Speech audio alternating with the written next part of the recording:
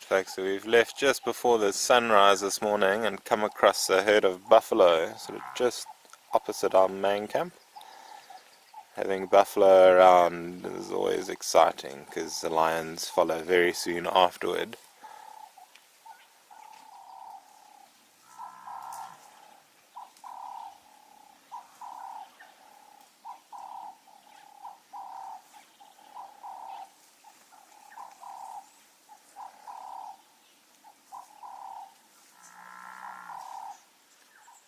We're out on the eastern bank of the Sand River, just to the south of Mola Mola main camp. These buffalo, it seems, came down to drink opposite our camp last night, moved off a little bit and then settled down for the rest of the evening. And they seem to be just in the process of waking up now, perhaps getting ready to move around and feed. What they normally do is loop to and from the river, as buffalo need to drink every day. Presumably a lot of the waterholes away from the river are starting to dry up, so buffalo coming to drink at the river close to camp will become more and more of a feature in our episodes coming up.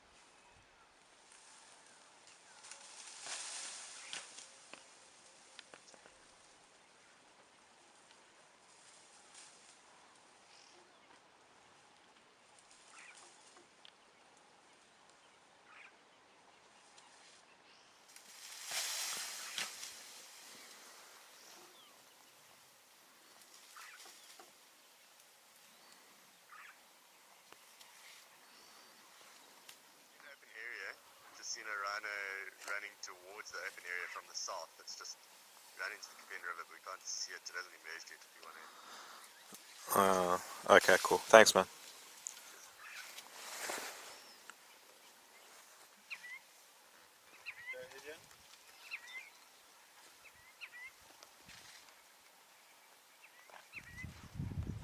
Morning everyone.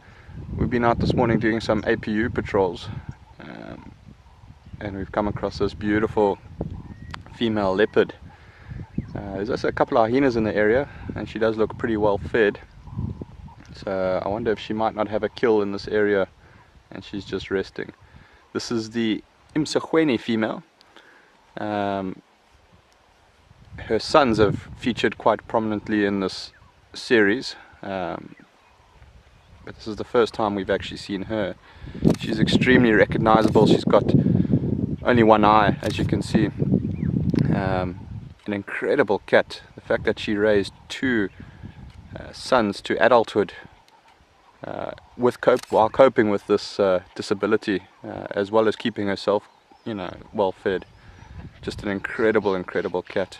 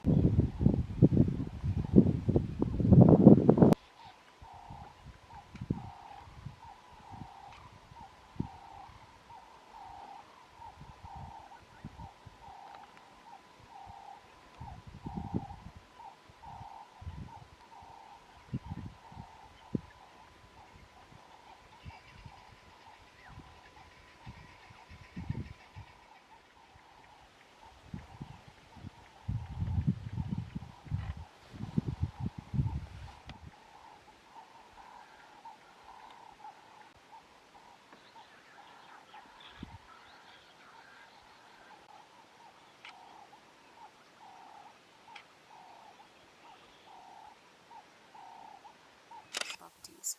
So that's why royalty would live longer than the normal people that have silver in their eye.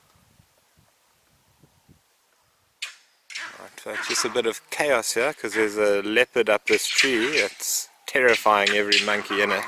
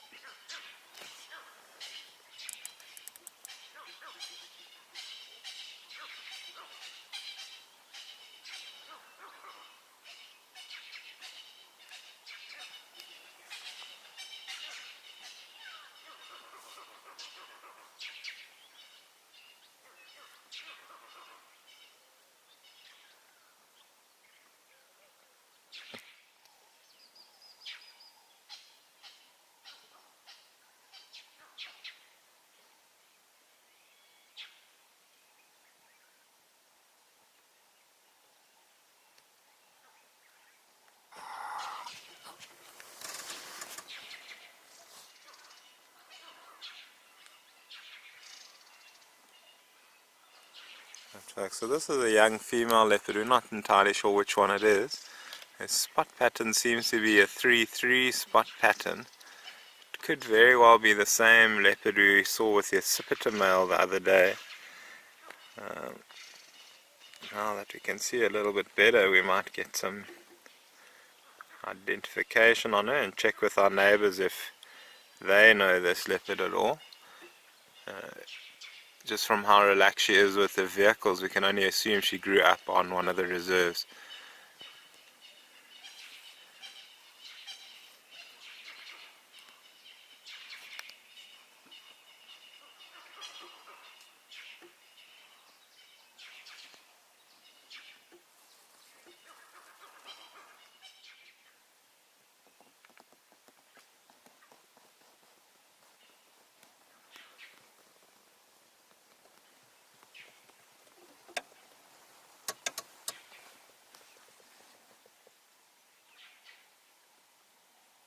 This is the island female's territory, even though she doesn't really use it.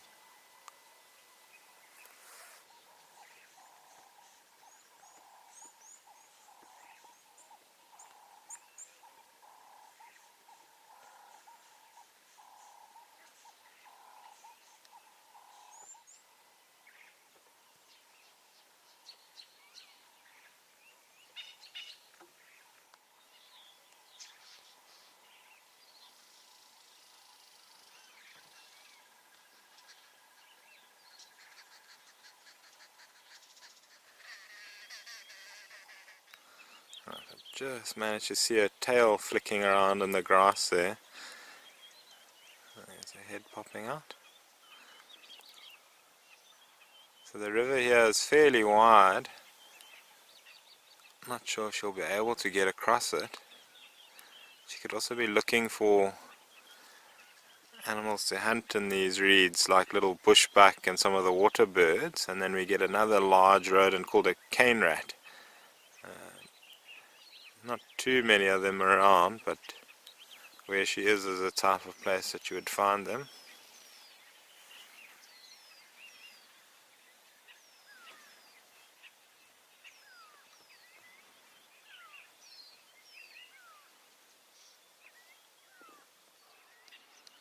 All better.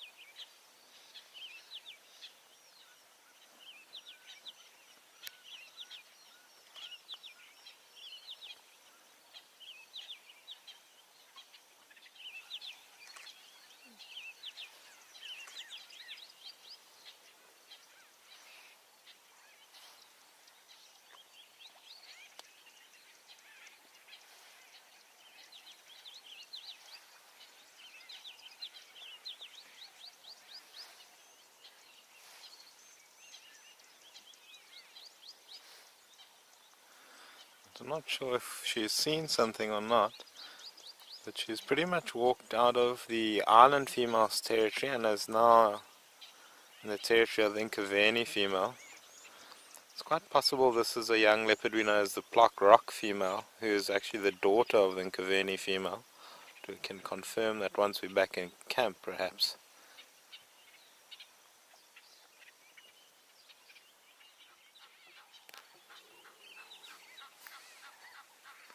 So folks, the growling you can hear in the background is Robin's stomach. She hasn't eaten in about 3 days, judging by the sounds.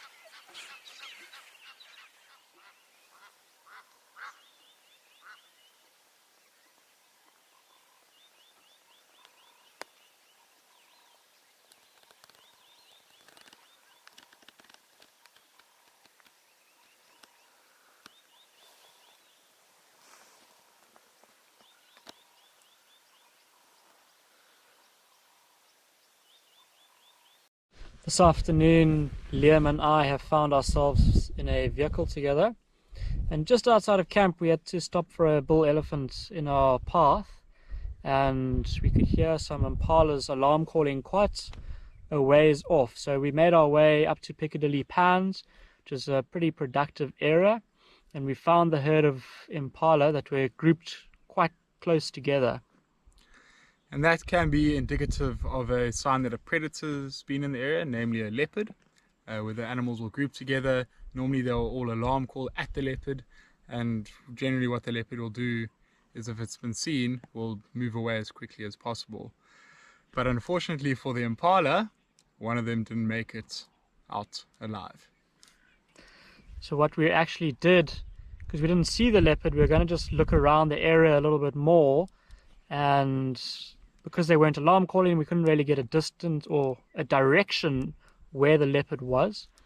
So we're just going to look at the sort of the bush line next to the pans, and that's when we found or saw the Piccadilly female, and she was dragging one of the impalas towards a shady spot.